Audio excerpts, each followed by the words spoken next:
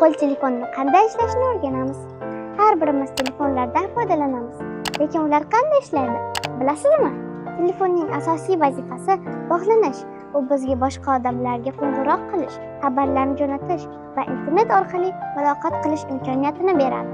Protsessor telefonning barcha vazifalarini boshqaradi va uni juda tez ishlashiga yordam beradi. Telefonimiz antenna orqali signallarni qabul qiladi va jo'natadi.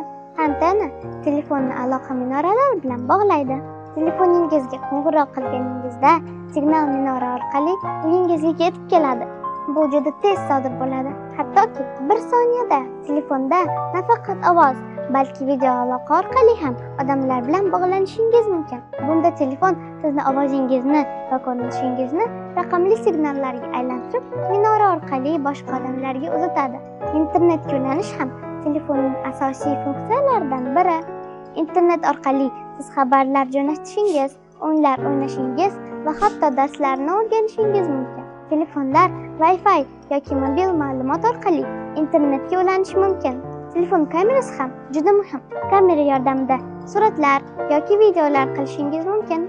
Kamera linzalari orqali nur kiradi va telefon buni rasmga oladi yoki videoga aylantiradi. Ammo telefoningiz ishlashi uchun energiya kerak.